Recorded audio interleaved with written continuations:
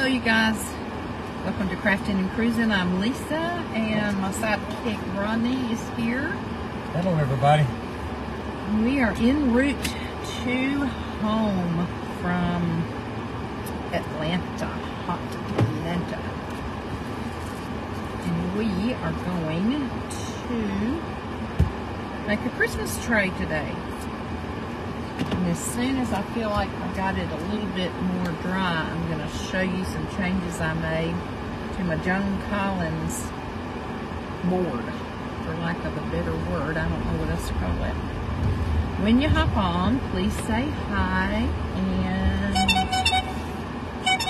Rodney's phone may ring a lot business-wise, so we just have to work around that. Hey, how you doing? That's all right. I was just telling you that I sent that package to you. Can you get it? Just give me a call. I don't see anybody yet. With the plug meter in it. So, what y'all got going on today? It's pretty here. We are close to Chattanooga, Tennessee. And we are heading toward Franklin. All right. That sounds good. First we have to go to the airport to get Rodney's truck. Oh, I see. So here's the tray that I have. Got at a thrift store. With this plastic, fake-looking marble stuff, and it's got these metal handles that I'll probably leave like that because I kind of like it. But what we're gonna do, I'm gonna put my little bib. Okay. So if I get pain anywhere, maybe it won't get on my shirt.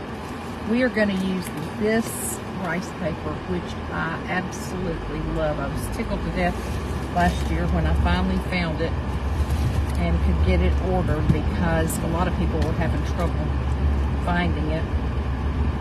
So first we're going to have to paint our tray white, and then we're going to mix around the edges, the wooden edges. We're going to actually paint with a combination of a brown and kind of a deep burgundy.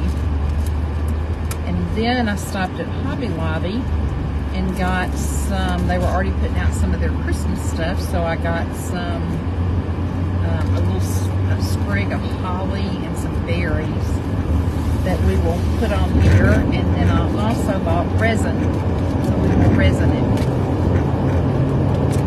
So before we get started with our paper, and by the way, this is from Decoupage Queen, and it is Christmas Reindeer, DQRE_0062L, like Lisa. Christmas Reindeer. You can see who's on here. Shonda from Atlanta. You're in Atlanta. Wish I'd known that. We would have tried to meet up before we left. Okay, so this is Decoupage Queen. I don't know that you can get this anymore. I had a hard time finding it last year. But it is called Christmas Reindeer. So the first thing we're going to do before we worry about our reindeer, and y'all know I'm in the car. This is part of Crafting and Cruising, is being in the car working on my little flat tray Rodney made me. So it's a little awkward, but we'll get it done. So what I'm going to do first is I'm at the end of this Waverly plaster chalk paint. So I'll pour some down in here. I had to thin it down at one point. Looks like it could have used a little more thin down, but we're going to cover the whole thing, even the wood, with the chalk paint first. And then we're going to go back and do the colors that I talked about, the red and the brown. So this, because this stuff is slick, and I did not put slick stick on it first. Sorry, y'all. Let me cancel that networking. Because I didn't put slick stick on it first, it may take a couple of coats on this bottom part. But you always want to, if you're going to decoupage something, it's always good to put a coat of white down first, because it will really make your decoupage paper pop. Otherwise, if you have a color below it, or like in this case, kind of a marble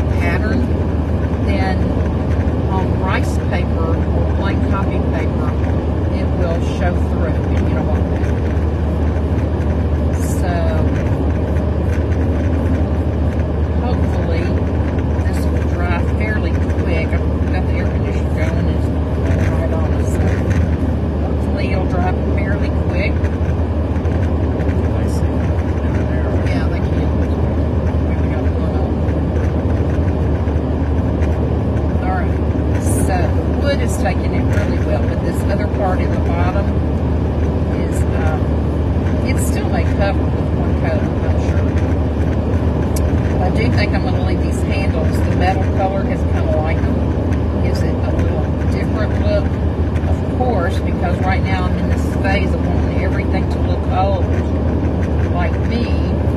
I want to crackle this, but I think what I may do is get the decoupage paper put in first, and then I can go back in another video where I can have electricity and use my dryer and crackle around it, maybe even over the pattern. And if you resin it, you can use it. It's food safe, so that's another good thing about resin. Now, if I'm going to put some holly leaves and some berries in here, my resin will have to be thicker than if I just did the flat paper. But I love the 3D look. Tilt it a little bit so I can see what I'm doing on the inside here. I'm going to try to start posting a schedule, you guys. Haven't been very good about doing that because when we travel, I don't always know when I'm going to be able to get on. But to the degree that I can, I'm going to try to start sticking more to a schedule and posting it on my page like at the beginning of the week so that you all know when I'll be coming on my page, when I'll be on the Crafty Bunch. And I'm also going to start being a presenter on Craft Around the Clock, which I'm super excited about. So, if y'all haven't joined Craft Around the Clock, and it's Craft Round, it's not around, it's Craft Round the Clock, you need to. Because anytime you're just kind of sitting around and thinking, you know, I need to just rest for a little while. Maybe you don't want to just sit there and do nothing like I don't. You can get on Craft Around the Clock. And there's going to be crafters on there all the time. I think they do cut it off at a certain time at night. I'm not real sure what time. But I think they do have a time that they actually stop showing crafters. But you can always go back and watch replays too. So that's another advantage of being Craft Around the Clock.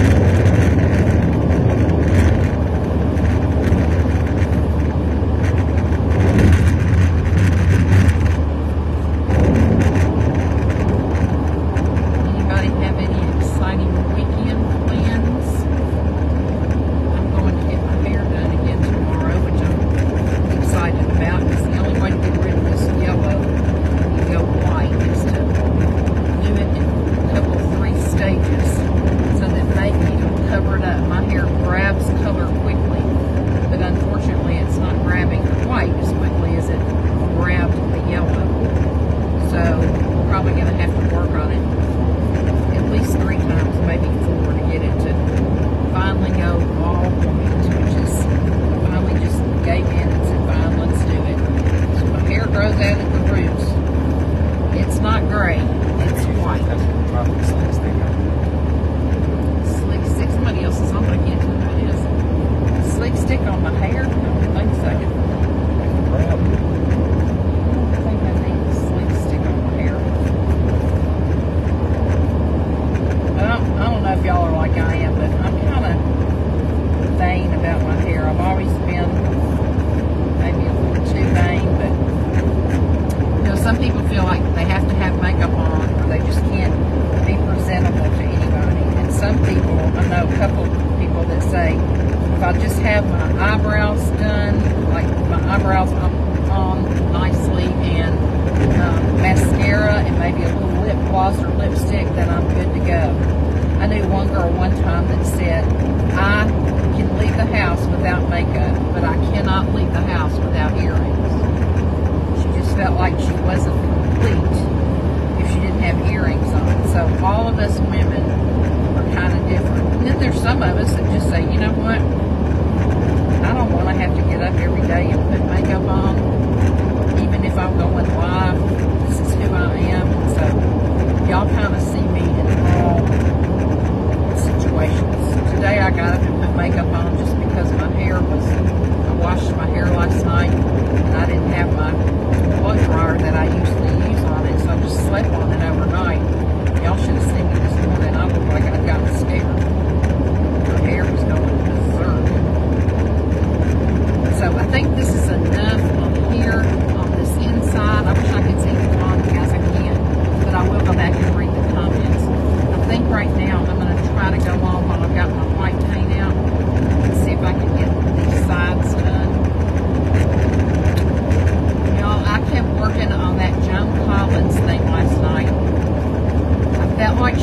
needed a necklace, and so I figured out how to put a necklace on her. I felt like rather than using stickles on her lips, since we already had so much glitz and glam going, I decided that her lips just needed to be touched up with red. So I touched them up this morning with lipstick red, which is my favorite red, that I picked up another bottle of because I know I'll use it in Hobby Lobby. And then that trim that you all had picked out and said you thought would be cool on it that I got from Hobby Lobby, I put it on. Ronnie helped me put it on last night, and I thought I was going to like it the way we put it on. This morning I looked at it and thought it was too much. I don't know, I didn't like the edging around the trim. So I just, while we were in the car, ripped it all off, cut part of the trim off, and then when we stopped a while ago, I put the trim back on after I had cut it like I wanted it, and I like it a lot better. So, and then I decided, yesterday I had, if you all remember, I had put on the trim around the handle, and it just didn't lay right, and so I took that off and decided that I kind of liked the handle just with the crackle paint on it. So I put one more little jewel at the very top by where there's a hole where you can put something on there to hang. So I'm going to let it dry a few more minutes and then I'll show you. I think I'm finally through with it. Can you tell who's on, Ronnie? I can hand it for you. I think you ought to take a little break there and see who's on. Well, right now I want to get this paint on and let it be drying, and then I'll take a break. So y'all make sure you make a comment so I'll know who's on here, and I appreciate you coming on. Cruising by Buc-ee's in Georgia. Yeah, Buc-ee's.